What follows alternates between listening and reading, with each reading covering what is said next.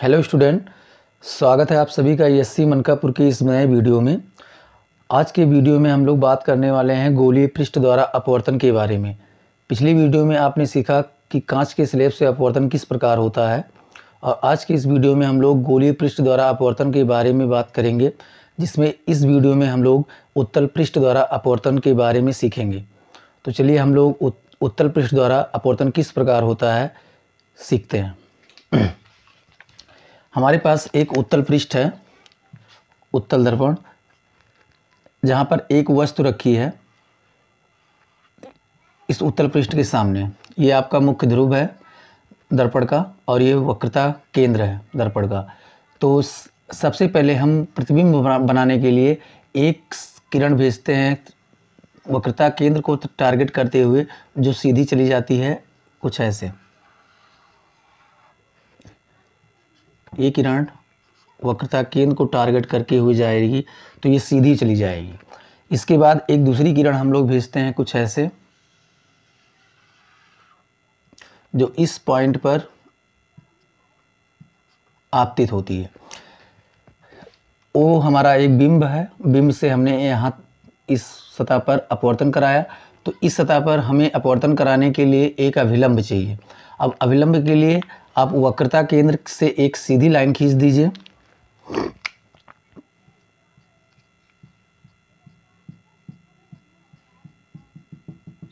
ये आपका हो जाएगा अभिलंब, मैं लिख दे रहा हूँ, ये आपका है अभिलंब। ठीक, अब आपका ये विरल माध्यम है, ये सघन माध्यम है। अगर इस किरण को डिस्टर्ब नहीं किया जाता तो ये किरण कुछ ऐसे चली जाती सीधी, लेकिन हमने इसको डिस्टर्ब किया। किस प्रकार से डिस्टर्ब किया? हमने इसका माध्यम चेंज कर दिया। ये विरल माध्यम है, सघन माध्यम है, हमने इसका माध्यम चेंज किया। जब विरल से सघन में जाती है कोई किरण, प्रकाश किरण, तो वो अभिलंब की ओर झुक जाती है। तो ये अभिलंब है, तो ये अभिलंब की ओर झुक के कुछ ऐसे निकल आएगी, और जहाँ पे ये दोनों किरणें टकराएंगी वो हमारा प्रतिबिंब बन जाएगा वहाँ पे आई। ठीक, ये आपका फिगर हो गया। यहाँ पे एक वस्तु रखी थी, यहाँ से एक हमने सीधी किरण भेजी वक्रता केंद्र को टारगेट करते हुए, जो सीधी निकल गई। एक दूसरी किरण हमने भेजी यहाँ पे, जो जिसका अपवर्तन हुआ। तो अपवर्तन कराने के लिए हमें अभिलंब चाहिए था। अभिलंब के लिए हमने वक्रता केंद्र से एक सीधी लाइन खींच दी, जो हमारा अभिलंब का काम कर रही है। और जब हमारा विरल माध्यम से सघन माध्यम में किरण प्रवेश करती है तो वो अभिलंब की ओर झुक जाती है। तो हमने इस किरण को अभिलंब की ओर झुका दिया। तो हमारा जहाँ पे ये दोनों किरणें, ये किरण और ये किरण जहाँ पे दोनों परस्पर टकराएंगी, वहाँ पे वस्तु का प्रतिबिंब बन जाएगा आई। तो ये हमारा आई हो गया प्रतिबिंब। ये ओ है हमारा बिंब, मतलब वस्तु। तो हम इसको मान ले रहे हैं। देखिए, ये अविलंब है, ये आपतित किरण है। तो अविलंब और आपतित किरण के बीच का जो कोण होता है वो कोण आई होता है। ये आपका अपवर्तित किरण है और ये अविलंब है। तो अपवर्तित किरण और अविलंब के बीच का कोण आर होगा, और हम इसको मान ले रहे हैं अल्फ़ा, इसको मान ले रहे हैं बीटा, और इसको मान ले रहे हैं गामा। ठीक, आप इसको भी अल्फ़ा बीटा इस तरह से मान सकते हो, क्योंकि अल्फ़ा बीटा गामा जो हैं वो हमारे फिक्स नहीं है। ठीक, और जो हमारा आई है और आर है, इसको मैं लिख दे रहा हूँ। आई आपका आपतन कोण है और आर आपका अपवर्तन कोण है। तो चलिए हम लोग इस फिगर की सहायता से उत्तल पृष्ठ द्वारा अपवर्तन सीखते हैं। सबसे पहले हम लोग जानते हैं स्नेल के नियम के बारे में।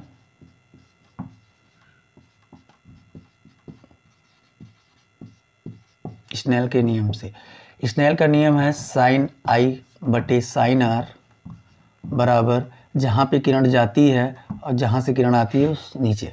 ठीक, क्रॉस मल्टीप्लाई करा दीजिए, तो n1 साइन आई बराबर हो जाएगा n2 साइन आर के। हमने उस दिन आपको बताया था पिछली वीडियो में कि अगर कोण छोटे होते हैं तो आप साइन आई की जगह आई भी लिख सकते हो, और अगर कोण छोटे होंगे तो आप आई की जगह साइन आई, कॉस आई या टैन आई भी लिख सकते हो। तो यहाँ पे हम n1 आई बराबर n2 आर, ये पहला क्वेश्चन मिल गया। अब इस फिगर से हम लोग आई और आर का मान निकालेंगे। तो देखिए, आई और आर का मान के लिए सब इसको मान लीजिए यम। तो एम ओ सी, सबसे पहले हम त्रिभुज लेंगे एम ओ सी से। एम ओ सी में देखिए अल्फ़ा और बीटा ये आपके अंतःकोण है और आई आपका बाह्य कोण है। तो बाह्य कोण का जो मान होता है वो अंतःकोण के योग के बराबर होता है। इसका मतलब यहाँ से आई बराबर हमें मिल जाएगा अल्फा प्लस बीटा। ठीक, अब हमें आर चाहिए। आर के लिए आप देखिए एम सी आई, अगर हम त्रिभुज एम सी आई की बात करें एम सी आई से, तो देखिए जो अंतःकोण है वो आर है और गामा है, और जो बाह्य कोण है वो बीटा है। मतलब बीटा बराबर हो जाएगा आर प्लस गामा के, या फिर आर को लिख सकते हो आप बीटा माइनस गामा के। ठीक, अब इन आई और आर का ये जो दोनों वैल्यू आया है, इन दोनों वैल्यू को यहाँ समीकरण 1 में रखिए, तो ये हो जाएगा n1, आई का वैल्यू है हमारा अल्फ़ा प्लस बीटा बराबर n2, यहाँ से बीटा माइनस गामा। यहाँ पे हम लिख सकते हैं n1 alpha plus n1 beta बराबर n2 beta minus n2 gamma. अब पुनः अगर हमारे कोण अल्फ़ा बीटा और गामा कोण छोटे हैं तो हम इनको लिख सकते हैं, यहाँ पे लिख लीजिए कि अल्फ़ा बीटा गामा कोण छोटे हैं, सूक्ष्म है, तो अल्फ़ा को हम tan अल्फ़ा लिख सकते हैं, बीटा को हम tan बीटा लिख सकते हैं, और गामा को हम tan गामा लिख सकते हैं। तो इस प्रकार से मिल जाएगा n1 tan alpha plus n1 tan beta बराबर n2 tan बीटा और plus minus n2 tan gamma. tan alpha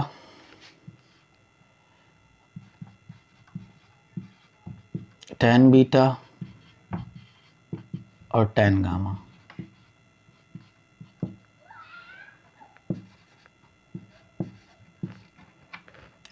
tan alpha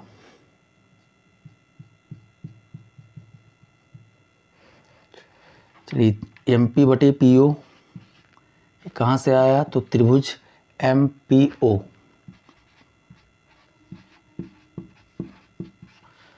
tan beta के लिए MPC,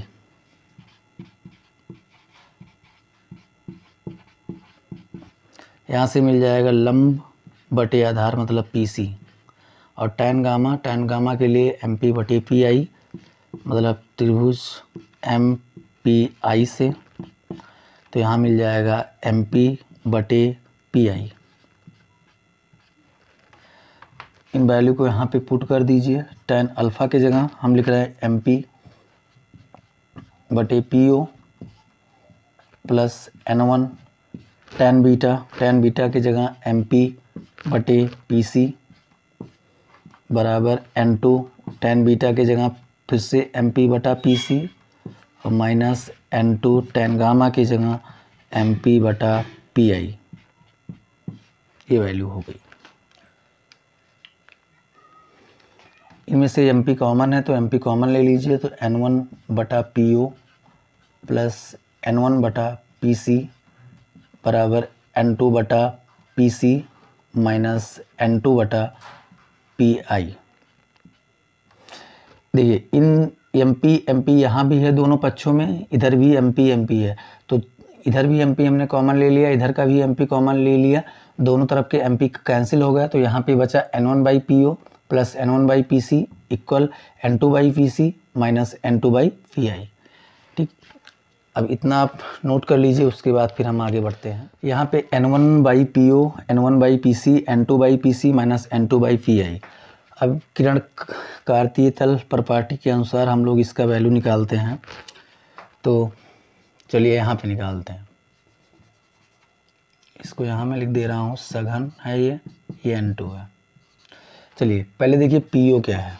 PO P से लेकर O तक किरण किधर की दिशा में है, तो किरण आपकी इस इधर की दिशा में आ रही है, हम लोग विपरीत चल रहे हैं, तो PO मतलब वस्तु तक की दूरी जो होती है वो EU होती है, वो माइनस में हो जाएगी।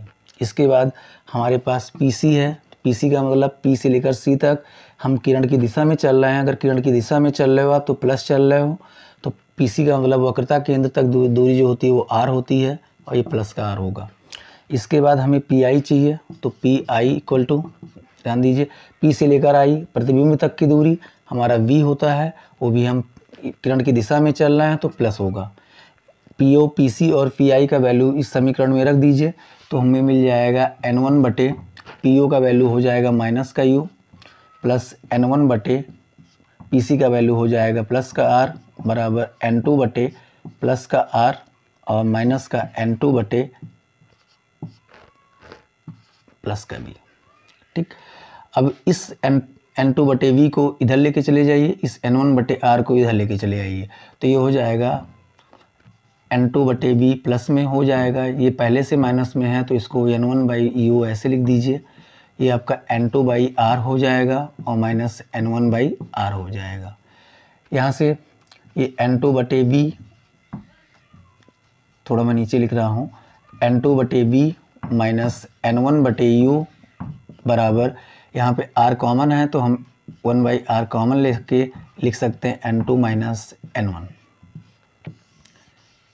ये जो सूत्र हमें मिला ये हमारा है गोलीय पृष्ठ द्वारा अपवर्तन के बाद। अगर जब किरण विरल से सघन में जा रही है तभी सूत्र लगेगा, अगर सघन से विरल की बात की जाए तो जहाँ पे N1 रहेगा वहाँ पे N2 कर दीजिएगा और जहाँ पे N2 रहेगा वहाँ पे N1 हो जाएगा जब माध्यम चेंज होगा तो आप लोग इसको, हमें आशा है कि आप लोगों को ये वीडियो पसंद आया होगा और ये टॉपिक आपको अच्छे से समझ में आ गया होगा। ये टॉपिक आपके लिए बहुत इंपॉर्टेंट है, तो आप लोगों को अगर ये वीडियो पसंद आया हो तो आप लोग इस वीडियो को लाइक कीजिए और जो भी बच्चे इस चैनल पे नए हैं उनसे हमारा रिक्वेस्ट है कि आप लोग इस चैनल को सब्सक्राइब कर लीजिए, बेल आइकन को भी प्रेस कर दीजिए, जिससे जो भी वीडियो अपलोड किए जाएं वो आपको अपने यूट्यूब पे तुरंत मिल जाए। और हमसे इस चैनल पे जुड़ने के लिए आप सभी का बहुत बहुत धन्यवाद।